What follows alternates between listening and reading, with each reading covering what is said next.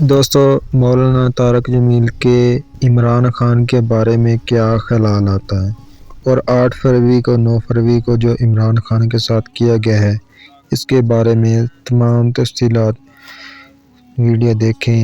آج اس ویڈیو میں مولانا طارق جمیل عمران خان کے بارے میں کیا فرماتے ہیں، سنیں اپنی زبانی۔ خائن نہیں ہوگا، خائن نہیں ہوگا۔ یہ اللہ کے نبی نے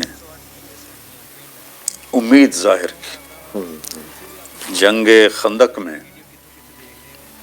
ایک شہید لائے گئے، تو نبی کے ساتھی ہیں، صحابی ہیں، شہید ہیں، تو سب صحابہ نے آپس میں کہا بھی مبارک ہو اس کو جنت۔ تو آپ تم یہ کہہ رہے ہو، میں تو کچھ اور دیکھ رہا ہوں۔ اس کے گلے میں آگ کی چادر لپٹی ہوئی ہے، مال غنیمت سے اس نے ایک چادر چرا لی تھی، بددیانتی کی تھی، وہ چادر آگ بن کر اس کے گلے میں لپٹی ہوئی ہے۔ تو خیانت پر تو کوئی چیز کام نہیں آئی تھی۔ تو یہ جو 8 فروری اور 9 فروری، 8 کا الیکشن اور پھر 9 فروری کو کیا ہو گیا، اور رات کو لوگ سوئے اور صبح بس مر کے ہی انشاءاللہ فیصلہ ہوگا۔ مرنا تو سب نے ہے، مرنا تو سب نے ہے۔ سعید ابن جبیر رحمہ اللہ آخری شخص تھے جس کو حجاج نے قتل کیا، آخری شخص تھے۔ اس کے بعد وہ کسی کو قتل نہیں کر سکا، اس کی حالت ہی وہ نہیں رہی کہ وہ قتل 40 دن بعد 50 دن بعد مر گیا وہ۔ تو کہنے لگا تمہیں کیسے قتل کروں، اس سے پوچھ رہا ہے۔ فرمانے لگے جیسا تمہیں آخرت میں قتل ہونا پسند ہے ویسے تو مجھے قتل کر لے، جیسے تو مجھے قتل کرے گا ویسے تجھے وہاں قتل کیا جائے گا، تو جو تجھے پسند ہے وہ کر لے۔ تو جیسا کوئی ظلم کر رہا ہے ویسا آگے اس کے ساتھ معاملہ ہو جائے گا۔ یہ خیانت کے زمرے میں آئے گا کہ نہیں آئے گا کہ لوگوں نے اعتماد کرتے ہوئے اپنا ووٹ کسی کے حق میں، اپنی رائے کسی کے حق میں دی ہو، اور اس کی رائے کو تبدیل کر دیا جائے؟ یہ تو بہت بڑی خیانت، بہت بڑی خیانت۔ ساری دنیا میں ہم بدنام ہو گئے ہیں، کیا پلے رہے گا۔ تم یہ کہہ رہے ہو، میں تو کچھ اور دیکھ رہا ہوں۔ اس کے گلے میں آگ کی چادر لپٹی ہوئی ہے، مال غنیمت سے اس نے ایک چادر چرا لی تھی، بددیانتی کی تھی، وہ چادر آگ بن کر اس کے گلے میں لپٹی ہوئی ہے۔ تو خیانت پر تو کوئی چیز کام نہیں آئی تھی۔ تو یہ جو 8 فروری اور 9 فروری، 8 کا الیکشن اور پھر 9 فروری کو کیا ہو گیا، اور رات کو لوگ سوئے اور صبح بس مر کے ہی انشاءاللہ فیصلہ ہوگا۔ مرنا تو سب نے ہے، مرنا تو سب نے ہے۔ سعید ابن جبیر رحمہ اللہ آخری شخص تھے جس کو حجاج نے قتل کیا، آخری شخص تھے۔ اس کے بعد وہ کسی کو قتل نہیں کر سکا، اس کی حالت ہی وہ نہیں رہی کہ وہ قتل 40 دن بعد 50 دن بعد مر گیا وہ۔ تو کہنے لگا تمہیں کیسے قتل کروں، اس سے پوچھ رہا ہے۔ فرمانے لگے جیسا تمہیں آخرت میں قتل ہونا پسند ہے ویسے تو مجھے قتل کر لے، جیسے تو مجھے قتل کرے گا ویسے تجھے وہاں قتل کیا جائے گا، تو جو تجھے پسند ہے وہ کر لے۔ تو جیسا کوئی ظلم کر رہا ہے ویسا آگے اس کے ساتھ معاملہ ہو جائے گا۔ یہ خیانت کے زمرے میں آئے گا کہ نہیں آئے گا کہ لوگوں نے اعتماد کرتے ہوئے اپنا ووٹ کسی کے حق میں، اپنی رائے کسی کے حق میں دی ہو، اور اس کی رائے کو تبدیل کر دیا جائے؟ یہ تو بہت بڑی خیانت، بہت بڑی خیانت۔ ساری دنیا میں ہم بدنام ہو گئے ہیں، کیا پلے رہے گا۔ زبردست خیانت۔ اس طرح پھر چل جاتی ہیں چیزیں، پھر نظام، ریاستیں نہیں چلے تو اللہ کے قانون کو چیلنج ہے نا۔ اللہ نے اس دنیا کو خود کنٹرول کیا ہوا ہے، بادشاہی اللہ کی ہے۔ للہ ملک السماوات والارض للہ الامر من قبل ومن بعد ان القوۃ للہ جمیعا قل اللہم مالک الملک۔ یہ ساری آیات بتاتی ہیں کہ یہاں شہنشاہی اللہ تعالیٰ کی ہے۔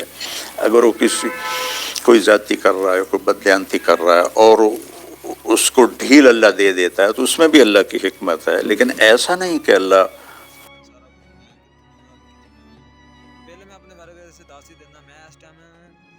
غافل ہے۔ یہ تو نہیں ہو سکتا کہ شمر و حسین ایک کرسی پہ بیٹھے ہو ہوں سکتا بروز محشر، ہاں، یہ تو نہیں ہو سکتا۔ تو ایسے ہی تو مولانا صاحب، ہم نے باہر تو بورڈ یہ لگا کے رکھا ہوا ہے کہ اس ملک میں ایک اسلامی جمہوریہ پاکستان رہتا ہے، اور اندر پھر ایک جمہوریت کا ایک نظام ہے، وہ ایک 5 سال کی مشق ہے، لوگ اس حق کا استعمال کرتے ہیں اور وہ رات کو کچھ اور ہو جاتا ہے۔ جمہوریت تو پڑھے لکھے طبقے کے لیے ہوتی ہے کہ ووٹ دینے والے سمجھدار ہوں۔ ہمارے ملکوں میں جمہوریت ایک ناکام کھیل ہے، اس میں صحیح لوگوں کا آنا خاصا مشکل ہوتا ہے۔ لیکن اگر کوئی صحیح رائے کا انتخاب کرے بھی اور اس کی رائے ہی تو بس پھر اللہ ہے نا، غبن ہو جائے رائے، اللہ ہے نا، اللہ بھی تو ہے، اللہ کے سامنے کیس رکھ دیں۔ آخر میں چونکہ بہرحال عمران خان صاحب آپ کا بہت احترام کرتے تھے، کرتے ہیں، یقینی طور پہ ابھی بھی کرتے ہوں گے، اور آپ کا ان کے ساتھ ایک تعارف یا تعلق بھی رہا، تو وہ جو گزشتہ 8-9 ماہ سے جیل میں اور جن مقدمات کا آپ تو سزا یافتہ ہیں، اب تو ملزم نہیں ہیں، سزا یافتہ مجرم ہیں وہ ریاست کی نظر میں، مشکلات ان کی کو کم ہوں گی؟ دیکھیں، رات کتنی لمبی ہو جائے نا، صبح ضرور ہوتی ہے، یہ اللہ کا نظام۔ جب اندھیرا حد سے بڑھتا ہے تو اللہ صبح صادق کو لے آتا ہے، پہلی کا چاند نظر آ جاتا ہے، تو ہر رات کی سویر ہے، اس رات کی بھی سویر ہوگی۔ ہماری زندگی میں ہو جائے تو ہم بھی اللہ کا شکر ادا کریں گے کہ ہم نے بھی دیکھ لی کوئی صبح۔ ہم چلے گئے تو صبح نے ضرور ہونا ہے، اور ظالموں نے اپنے انجام کو پہنچنا ہے، کہ یہ کھیل اللہ نے کسی کے ہاتھ میں نہیں دیا کہ وہ کائناتی فیصلے کرے، یہ اس کے ہاتھ میں۔ یہ نا فرعون نے کتنا زور لگایا کہ موسیٰ کو قتل کر دیا جائے، 70,000 بچے مار دیے، موسیٰ پیدا ہو کے رہا اور اس کے گھر میں ہی پل اس کر کے گھر میں پلا، اور اس کے منہ سے نکلا یہی ہے میرا قاتل، نہیں مار سکا کہ اللہ کا غیبی نظام چل رہا تھا۔